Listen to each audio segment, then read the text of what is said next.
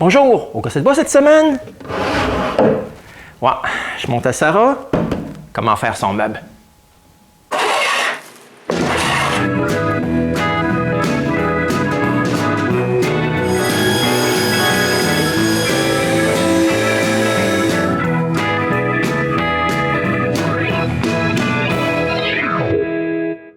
Bookshelf. Quand je travaillais encore, à tous les jours, j'allais embêter Sarah. Puis quand c'était pas moi, ben, c'était René. J'imagine qu'elle s'ennuyait de ça. C'est pourquoi elle est venue dans l'atelier pour que je l'aide à faire son petit secrétaire. Elle est arrivée avec des photos que j'ai tenté de reproduire sur SketchUp. Et voici le plan du petit secrétaire que Sarah va faire. Mais pour faire ça, il nous faut du bois. On va donc à Syrie et elle achète un paquet de planches d'érable. Maintenant que tout le bois est dans l'atelier, j'utilise notre plan pour marquer les bouts de planches que Sarah doit couper.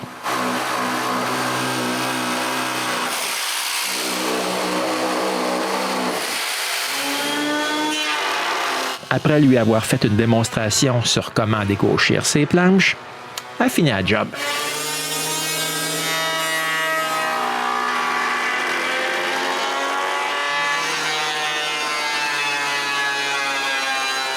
La première chose qu'on doit faire, c'est de faire un paquet de collages pour des panneaux plus larges qu'on aura besoin juste plus tard. Elle commence par mettre un côté droit avec le scie circulaire.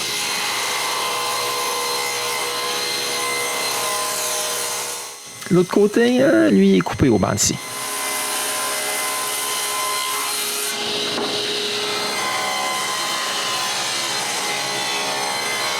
Maintenant que toutes les planches sont coupées droites, Sarah peut les coller ensemble. Ouais, mais une coupe de panneaux, là, ça ne sera pas suffisant pour faire tout son meuble. Elle doit en préparer d'autres.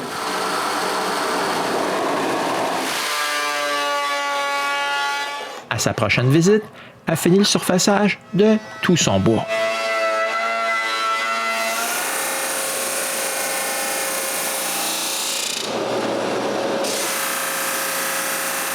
Ouais, une sableuse à tambour, c'est vraiment utile. Ouais, mais ça laisse pareil des petites marques sur le bois. Donc, pendant que Sarah passe tous les panneaux dans la sableuse à tambour, moi, j'utilise la sableuse orbitale pour accélérer le processus.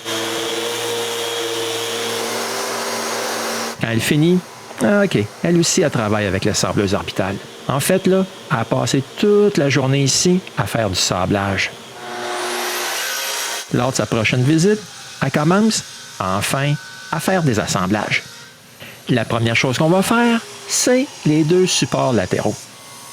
Elle refait donc 4 morceaux pour les montants.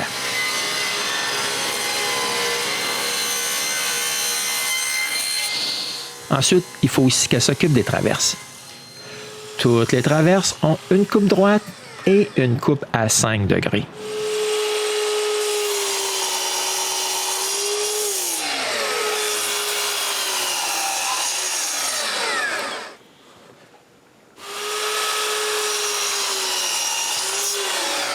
Je l'aide ensuite et elle marque la forme arrondie qu'elle veut sur ses traverses. Elle colle les morceaux ensemble avec du ruban à double face et s'occupe de leur forme.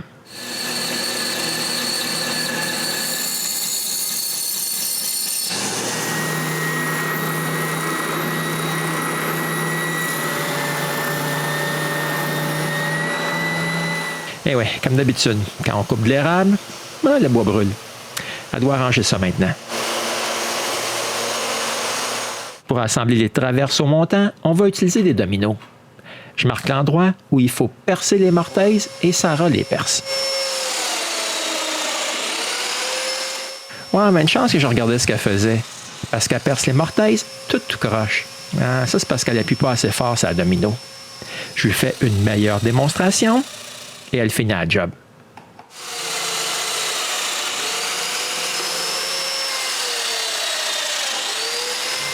Ouais, mais maintenant, à cause que c'est tout croche, les mortaises sont vraiment trop grosses. Ouais, mais rien n'est perdu. Je fais un mélange d'époxy, j'épaissis avec de la poudre de silice et c'est cette pâte qu'on utilise pour coller les 2 supports latéraux. Je fais une démonstration et Sarah s'occupe de tout le reste.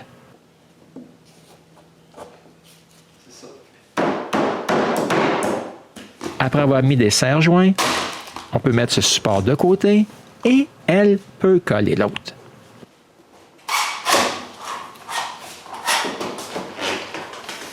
À sa prochaine visite, on attaque la partie du bas du secrétaire. Je commence par lui faire les coupes de 45 degrés sur tous les panneaux.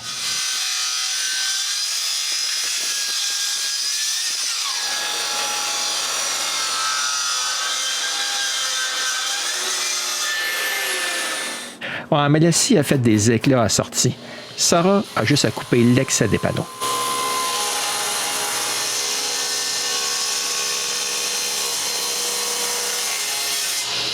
Les deux petits côtés verticaux sont un peu trop longs.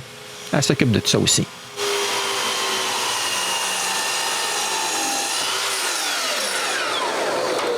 Et maintenant, elle peut marquer les emplacements pour faire les trous dominos et les percer.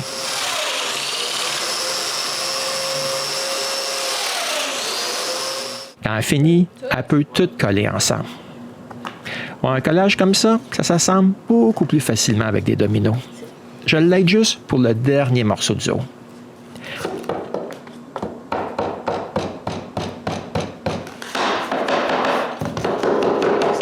Ensuite, il ne reste plus qu'à mettre tout ça en serre.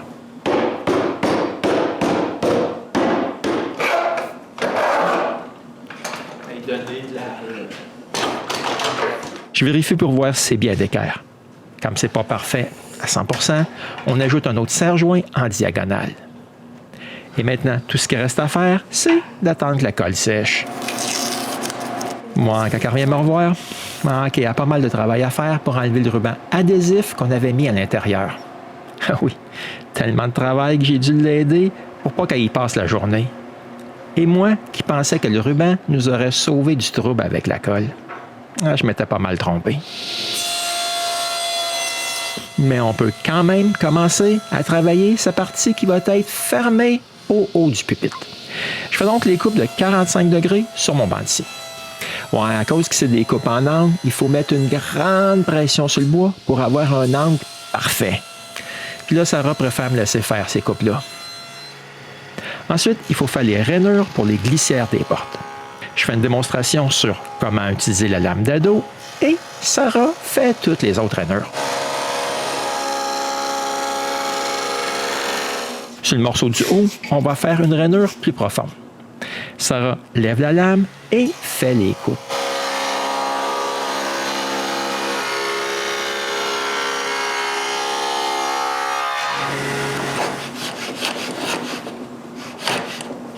Ensuite, j'ai fait utiliser une guimbarde pour s'assurer que tout est coupé à bonne profondeur. Ouais, mais on a un léger problème. Il faut boucher les trous à hauteur des coupes de 45 degrés.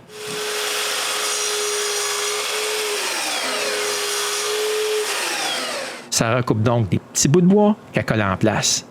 Elle s'assure que le bois est en ligne avec la fin de la coupe et on laisse ça sécher. Mais on peut quand même travailler sur le collage de la partie du bas. Je lui montre comment utiliser le rabot pour s'assurer que tout le tour est bien droit. Ouais, mais quand elle essaye, elle n'y arrive pas. Je finis donc le job moi-même. Mais par contre, elle est capable de faire la feuillure à l'arrière pour le fond. Bon, la dernière chose qu'elle a réussi à faire ce jour-là, c'est de mettre carré les 4 coins de la feuillure qu'elle vient de faire. Bon, quand elle a la chance de revenir dans l'atelier, elle s'occupe de couper les bouts de bois qu'elle a collés droit dans la coupe de 45 degrés.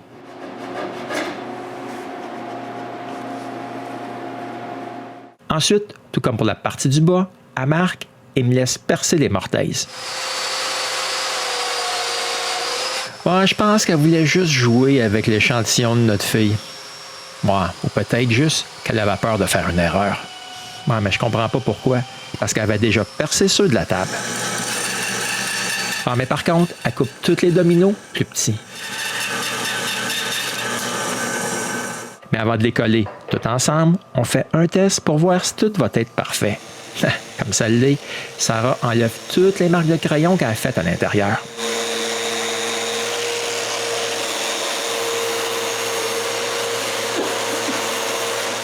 Et c'est maintenant le temps de tout coller ça ensemble. Et c'est pas très sorcier. Un peu de colle et elle met tout ça ensemble.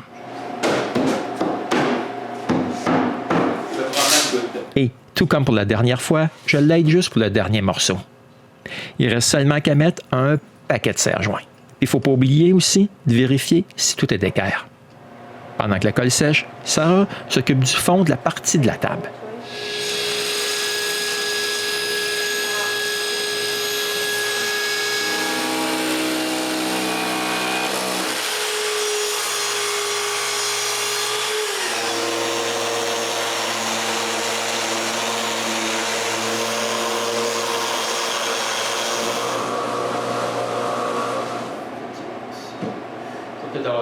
Maintenant que le fond est à bonne grosseur, il ne reste plus qu'à le mettre en serre.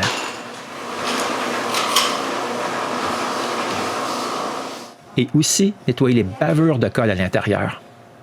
Et puis avec les petits bras de Sarah, ça va beaucoup mieux que si ce serait moi qui l'aurais fait. Plusieurs semaines plus tard, quand Sarah revient me voir, elle commence par couper les planches pour faire les 2 portes.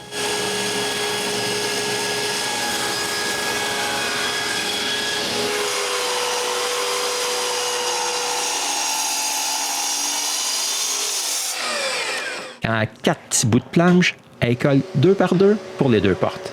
Pendant que la colle des 2 portes sèche, ensemble, à la table de toupie, on coupe la feuillure à l'arrière de la partie du haut.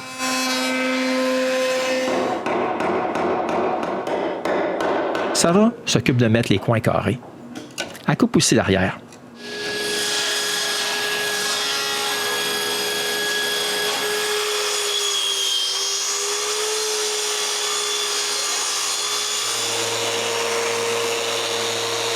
Et il colle en place.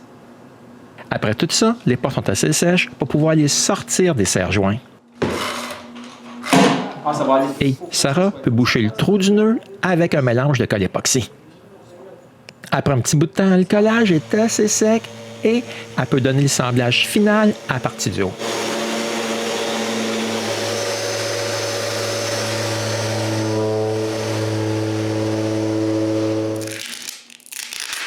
Quand elle revient me revoir, plusieurs semaines plus tard, elle commence par mettre l'époxy du nœud à la même hauteur que le reste de la porte.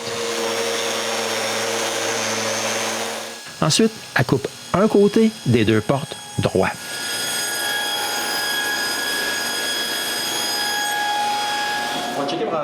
Je lui montre comment mesurer la hauteur que devraient avoir les portes et, après avoir pris la mesure, elle les coupe.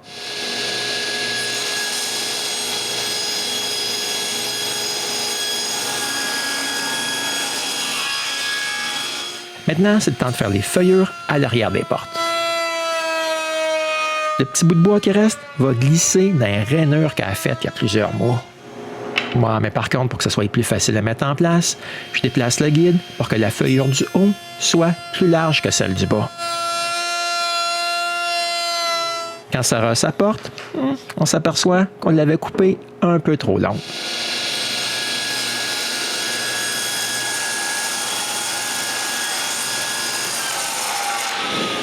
Bon, maintenant que les portes sont à bonne hauteur, il faut qu'elle les coupe à bonne longueur.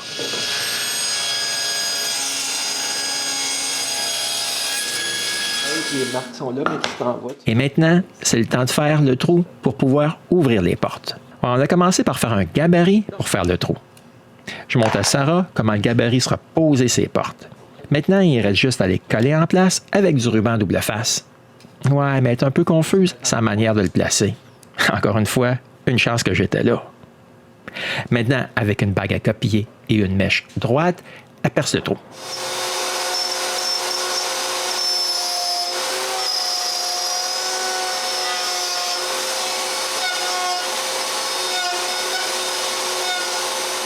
Voici le trou qu'elle a fait. Ah, mais je trouve que c'est difficile à ouvrir avec un trou qui a des parois droites. On met donc une autre mèche en forme de boule dans toupie et Sarah ajoute un arrondi à l'intérieur de son trou.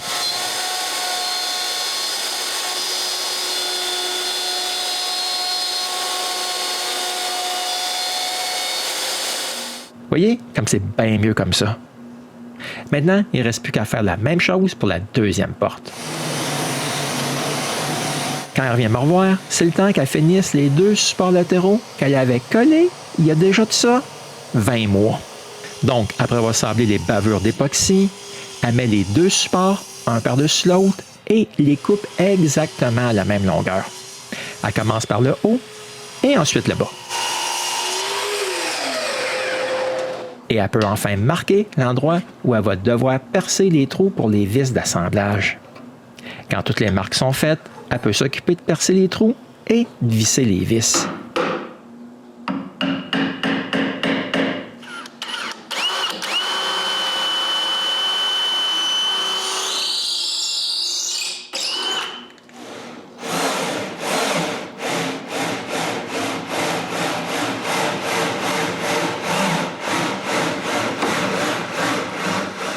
Ouais, mais il manque encore les 2 traverses à l'arrière.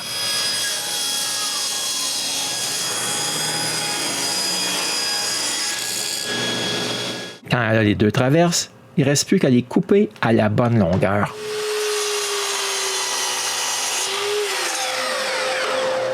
Ouais, mais comme il y aura seulement une vis sur ces traverses, je marque et je perce des trous pour pouvoir ajouter des dominos. Ouais, ça va empêcher les traverses de tourner sur elles-mêmes. Ensuite, elle s'occupe du reste.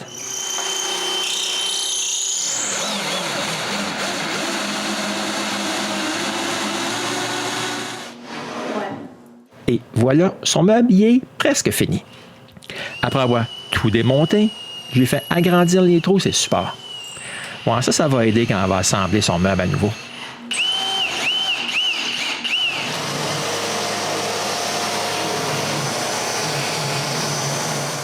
Quand il vient me revoir plusieurs semaines plus tard, elle sable toutes les arêtes de tous les coins.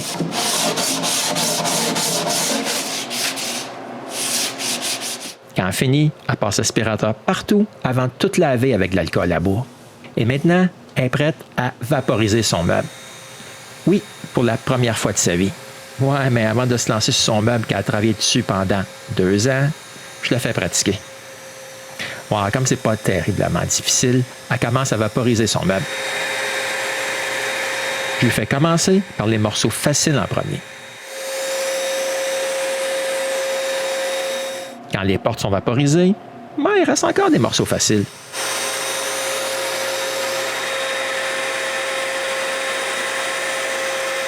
Ensuite, il reste quand même les 2 autres parties. Elle commence par la grosse. Bon, ça, c'est la plus facile.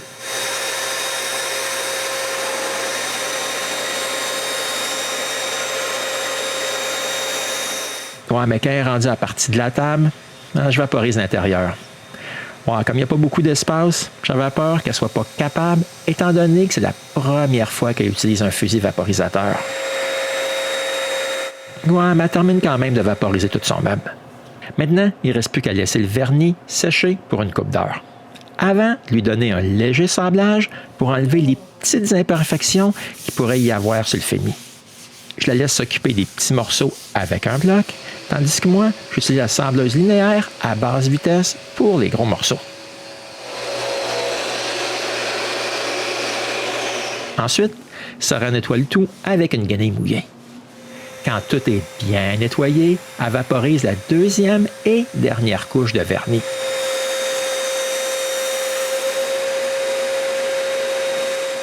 Ouais, je pense là qu'elle est vraiment contente.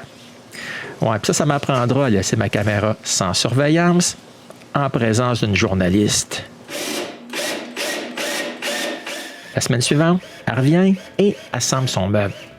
Ouais, je voulais voir si elle aurait des difficultés à rentrer chez elle. Ouais, mais je vois très bien qu'elle n'aura aucun problème. Et pour que les portes glissent plus facilement, je lui fais appliquer une cire spéciale pour aider à les faire glisser. Et quand elle a terminé, son meuble y est complètement terminé. Elle semble super fière d'elle et contente. C'est ce qui est important. Pour ma part, je suis super content que ça soit fini. Enfin fini. Ouais, j'ai bien aimé l'aider dans la construction de son meuble, mais 23 mois à entreposer tout ça dans mon atelier, c'est un peu trop. Mais maintenant que son meuble y est rendu chez elle, ça fait 2 personnes de super heureux. Si vous voulez avoir la version de Sarah, elle a fait sa propre narration en anglais. Vous pouvez aller voir. Je mettrai des sous-titres. Non, là, pas des sous-titres automatiques. Et on se revoit bientôt pour un autre épisode du Gosseux de bois.